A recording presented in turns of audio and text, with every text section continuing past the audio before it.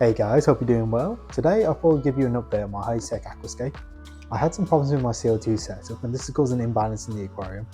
The CO2 is now working fine for the aquarium, but when it was down it's caused a massive algae outbreak in the aquarium. So in this video I'm going to be removing all the algae and trying to make the tank look a lot better again. Sometimes you run into issues like this when running planted tanks, so I want to show you guys that you can fix the problem. With all that being said, I think it's time to give this tank a good clean.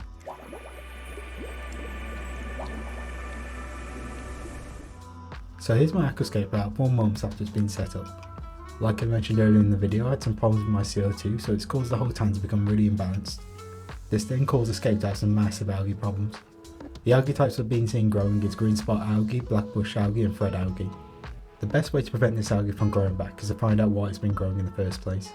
But before I find the root cause of why the algae is growing, I need to get rid of as much of it as I can from the Aquascape. Firstly, I'm going to start by removing about 15% of the water from the aquarium. This will just make it easy when it comes to cleaning the glass and all the hardscape in the aquarium. It will stop any excess water from just splashing out the aquarium, making my life a lot easier. Now I'm going to tackle the green spot algae. I'm going to use this algae razor blade scraper to get rid of most of it on the glass.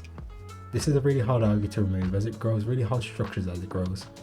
So it does take a little bit more effort to remove compared to green algae. Luckily the razor blade scraper does a good job at this and it's making my life a lot easier. With a lot of the green spot algae now removed, I can see in the aquarium a lot easier. There's been some thread algae growing on my fistons, so I'm going to carefully try and remove as much of it as I can.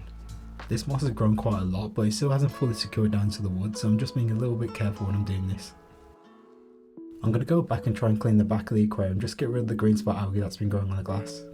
Again, this is a little bit of a difficult process as I've got stem plants growing in the background, so I'm trying not to disturb them as much as I can.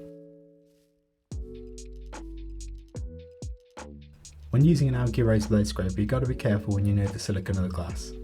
If you're not careful, it might damage the silicone and this can damage your aquarium overall. So what I like to do for the corners is use a toothbrush just to get rid of all the excess green spot algae. It does require a little bit more work, but it's better to be safe than sorry. The next thing I'm going to do is remove the black bush algae that's been growing on some of the leaves of the plants. This algae has mainly been affecting the slower growing plants in the aquarium such as the anubis and crypts. With these plants growing slower than the other plants in the aquarium, there is a chance that black bush algae can grow on them. My next step is to tame out the rotala orange roots that's growing in the back of the aquarium. This is a fast growing plant and it started to drape over the surface of the aquarium. It hasn't reached a point where I want to properly trim it into a shape. So my plan for now is to trim it so it reaches the top of the aquarium surface. Once all the stem plants have fully established themselves, I can then trim it into the perfect shape I want later on. I'm going to trim some of the dead or dying leaves on the plants. The sooner I can remove these from the aquarium, the less chance they'll decay and start to release organic matter into the water column. By reducing the amount of organic matter in the water column, it will help to reduce any algae problems later on too. The main plant I'm going to be targeting is the giraffe and trident in the middle of the aquarium. Just like the crypts and anubis, this is a slow growing plant, so there is a chance algae can grow on it. My next step is to remove another 15% of the water from the aquarium. This will bring us to a 30% water change, which is what I'm aiming for. I attach a turkey baser to a bit of filter tubing to help me remove any excess debris and detritus that are in the substrate. The turkey baser helps to disturb some of the debris and detritus I got stuck in the sand and gravel in the aquarium. I got a full video on this, so if you want to check it out, I'll leave a card in the top right hand corner of this video. Now that most of the plants have been trimmed, I can replant some of the rotala orange juice that has grown a lot in my aquarium. By replanting some of these trimmings, I can try and create a more dense background in the aquarium, and then later on when it's fully grown in, I can trim it to a nice shape. With most of the maintenance now done, I can re-add fresh clean water back to the aquascape.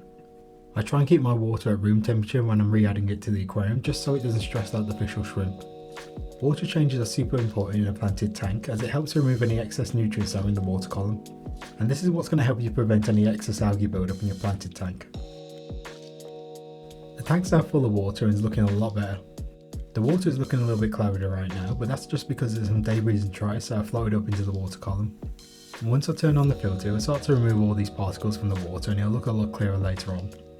I forgot to clean the lily pipe, so I'm going to go back and do that. The dirty lily pipes kind of distract from the clean aquascape now. So I think instead of doing an 80% job, I should do a 100% job and get the whole aquarium clean. I also made a video on how to clean a lily pipe, so if you guys want to check that out, I'll leave a card in the top right hand corner of the video. Here is the tank a few hours after I turned the filter back on. You guys can see the escape super clean now and I really want to keep it this way. Also, the lily pipes are looking really good now and it's not distracting on the scape anymore.